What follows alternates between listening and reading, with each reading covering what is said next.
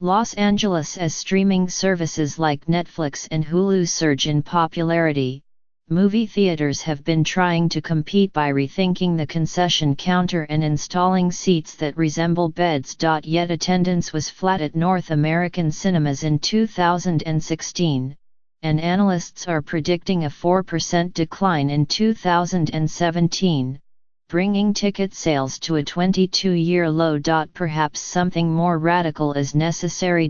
Mitch Lowe, a Netflix co-founder, certainly thought so when he took over a ticketing firm called MoviePass in June 2016.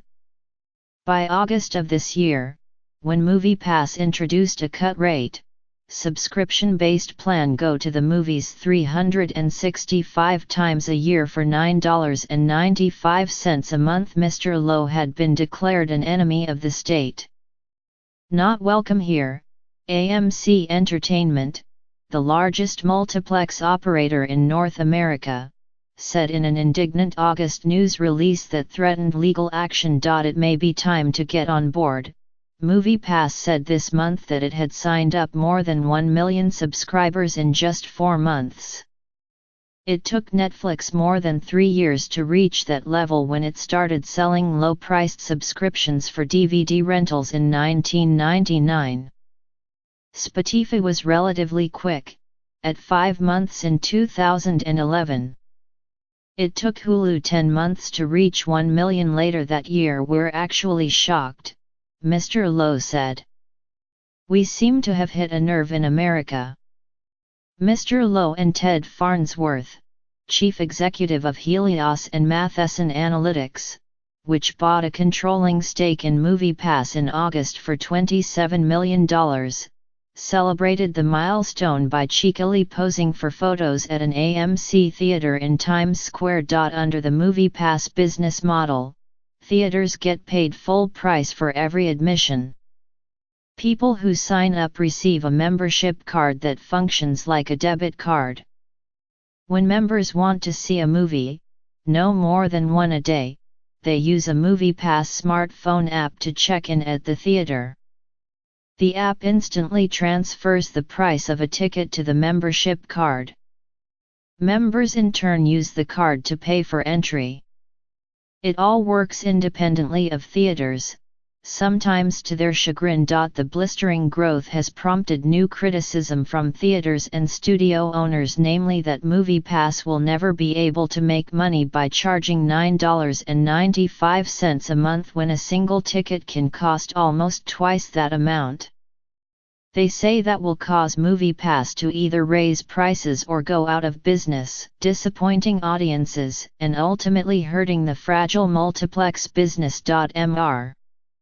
Lowe, who previously sparred with studios as president of Redbox, the kiosk company that rents DVDs for $1 a day, believes that ticketing can at least be a break-even business for MoviePass.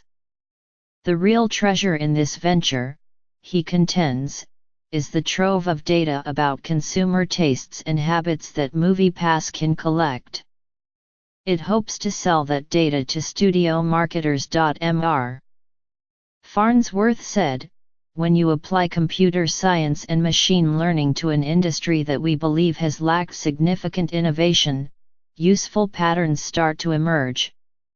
If MoviePass gets big enough, it could try to demand that chain theaters sell tickets at a discount or share a slice of their concession revenue. Helios recently raised $60 million for the expansion of MoviePass, which expects to have more than 3 million subscribers by the end of next year.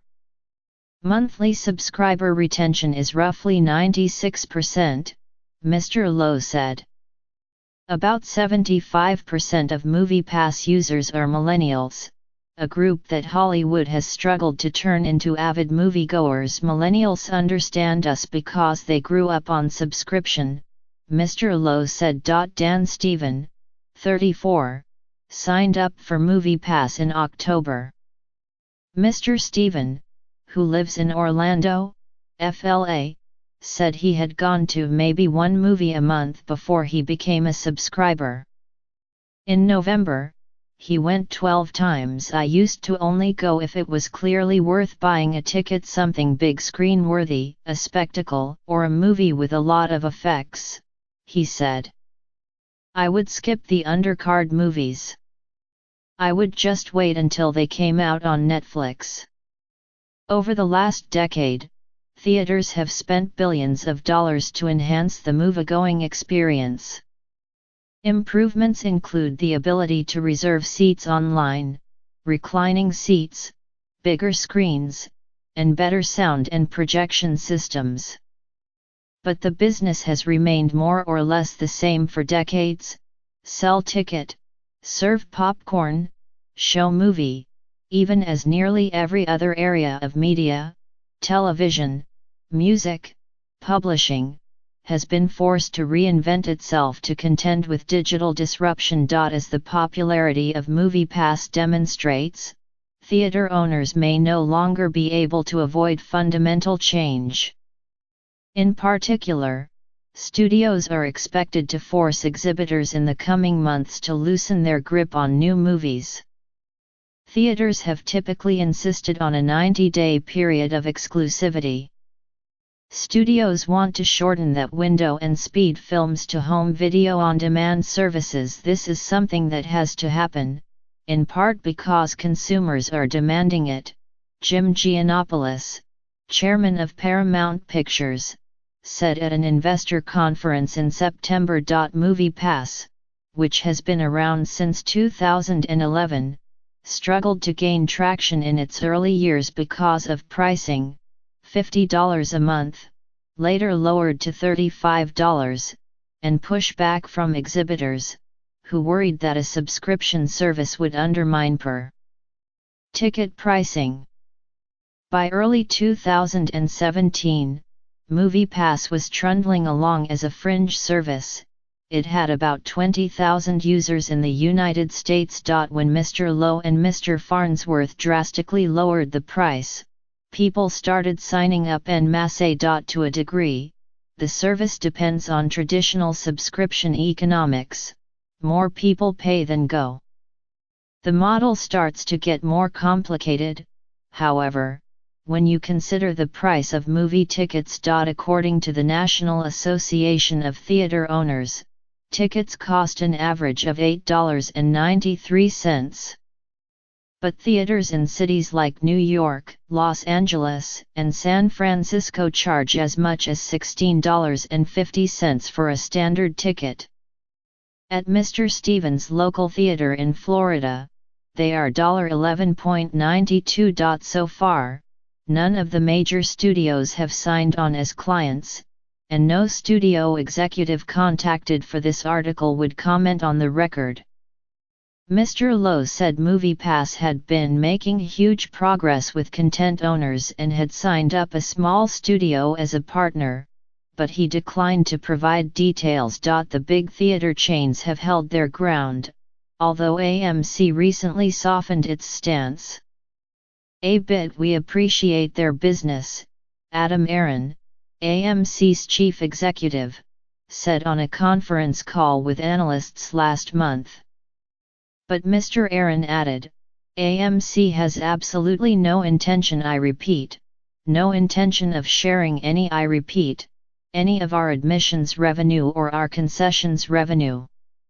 Regal, the number 2 multiplex chain, has said it will take a wait-and-see approach to MoviePass, while Cinemark, the third largest exhibitor, introduced its own subscription service in early December. For $8.99 a month, members can see one movie a month and receive a 20% discount on concessions, among other perks.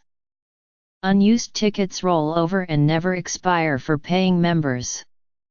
Mr. Lowe called the offering vapid. One small theater company that has become a MoviePass investor, Studio Movie Grill, which has 30 locations in 9 states, credits the service with increasing attendance, especially on weeknights. I know it's getting a bad rap in some circles, but we love MoviePass, said Brian Schultz, Studio Movie Grill's chief executive. Some people aren't sure they want to pay $10 to $12 to see a movie like Lady Bird. MoviePass takes out that hurdle.